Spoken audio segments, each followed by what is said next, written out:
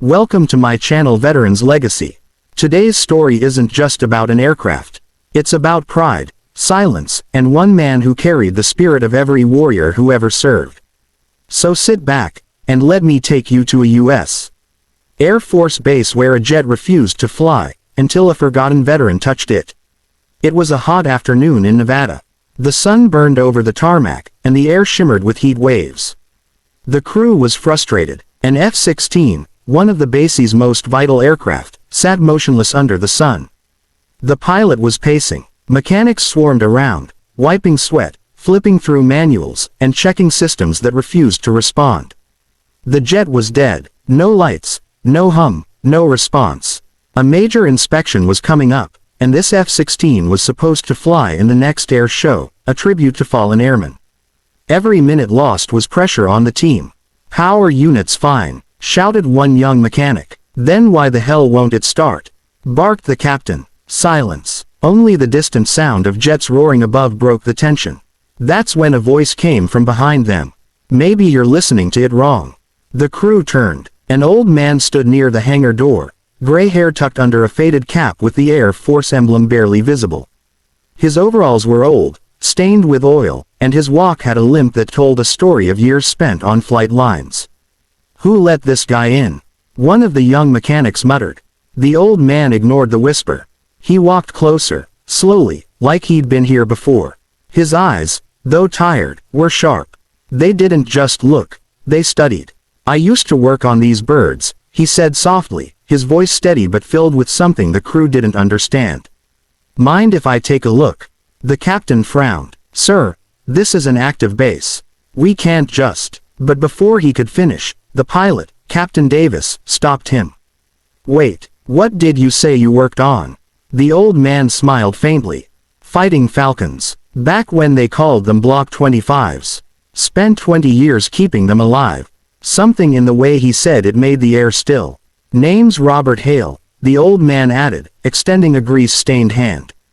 Captain Davis froze. "Wait, Robert Hale, the Chief Hale." The crew looked at one another. The name seemed to hang in the air like a forgotten legend. Everyone in the Air Force maintenance world had heard stories about Chief Master Sergeant Robert Hale, the man who once fixed an F-16 mid-deployment during a sandstorm in Iraq when others had given up. The man who could hear what was wrong with a jet without even running diagnostics. The old man just nodded.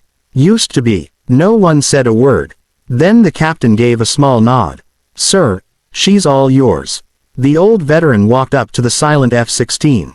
He laid his hand gently on the fuselage, like a doctor feeling a pulse. The sun reflected off the metal, but his eyes were somewhere else, in the past, perhaps, among the brothers and sisters he once served with.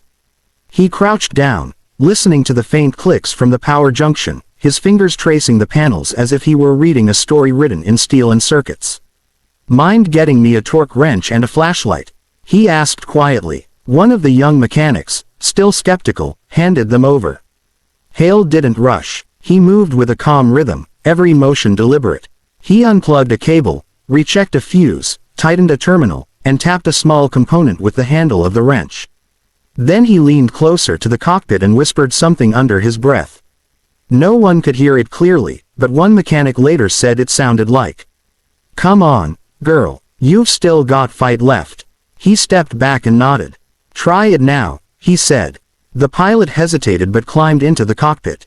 He flicked the master switch. For a heartbeat, nothing happened. Then, a low hum. Lights flickered. The instrument panel came alive, glowing like a heartbeat returning after death. The engine coughed, then roared. Everyone froze. The F-16 came to life, its turbines spinning with renewed strength, the kind of sound that makes your chest vibrate. The old veteran just stood there, arms crossed, eyes steady on the jet he'd brought back to life. How did you do that?" one young airman stammered. Hale smiled faintly. She was grounding out from a loose bonding strap behind the EPU. "Diagnostics wouldn't catch it. You've got to feel it, not just read it." The captain shook his head in disbelief. That's impossible. We spent 6 hours on that connection." The veteran looked at him. "Sometimes, it's not about fixing the plane. It's about remembering what it was built for." The words hit deeper than any technical explanation ever could. After the jet ran a flawless systems check, the captain turned to Hale. "Chief, you just saved our schedule. You still have it." The old man chuckled. "It never leaves you, son. The hands might shake, but the heart remembers." He turned to walk away, but Davis stopped him. "Chief Hale, stay for the air show tomorrow. You deserve to see her fly." For a moment, Hale looked torn. His eyes drifted to the horizon, where the sky met the desert, the same sky he'd watched for decades. He nodded. "Yeah, I'll stay." The next day, the crowd gathered. Families, cadets, veterans, all waiting to see the F-16s thunder into the sky.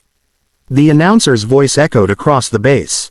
"Up next, Falcon 2, restored and ready thanks to the dedication of our Air Force ground crew." No one mentioned Hale by name, but everyone in that hangar knew who made it possible. When the F-16 roared down the runway and lifted gracefully into the air, Hale stood in the back, hands in his pockets. The sound shook the ground, but to him, it was the sweetest melody he'd ever known. He closed his eyes for a moment. In that sound, he heard voices, his crew from decades ago, laughing, shouting, fixing, and flying. One tear slid down his cheek. A young airman standing nearby noticed. "Sir, you okay?" Hale nodded, smiling faintly. "Yeah, son, she just remembered me, that's all." After the show, the pilot landed and ran toward Hale. "Chief, she flew smoother than ever. I've never felt her respond like that." Hale laughed softly. "That's because you listened. Planes are like people, Captain, they respond when you respect them." The crowd started to leave, but the pilot gathered the crew. "Everyone, attention." The mechanics and staff turned. The pilot looked at Hale and saluted sharply. "Chief Master Sergeant Robert Hale, thank you for your service, sir." One by one, the others followed. A dozen salutes in perfect formation under the setting sun. Hale's eyes glistened. He raised his trembling hand and returned the salute. It wasn't about recognition. It wasn't about pride. It was about belonging. After all those years, the sound of respect was louder than any jet engine. As the sun dipped behind the mountains, Hale sat on the edge of the tarmac, watching the sky fade into orange. A young mechanic approached him. "Sir, I didn't believe in all those stories about you. But after today," Hale smiled, looking at the horizon. "Stories keep us alive, kid. But what really matters is the work we do, quietly, when no one's watching." He stood up slowly, adjusting his cap. The base lights flickered on behind him, and the F-16 shimmered under them, alive again.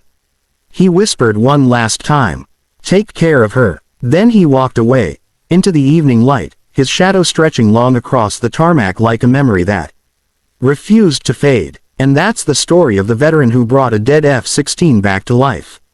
He didn't do it for fame. He didn't do it for medals. He did it because he loved what he stood for, and what those wings represented. The next time you see a jet slicing through the sky, remember, behind every flight, there's someone who gave their soul to keep it flying. Thank you for watching Veterans Legacy. If this story touched your heart, make sure to like, comment, and subscribe to honor the unsung heroes who keep the legacy of courage alive. Because their hands built freedom, and their hearts still keep it flying.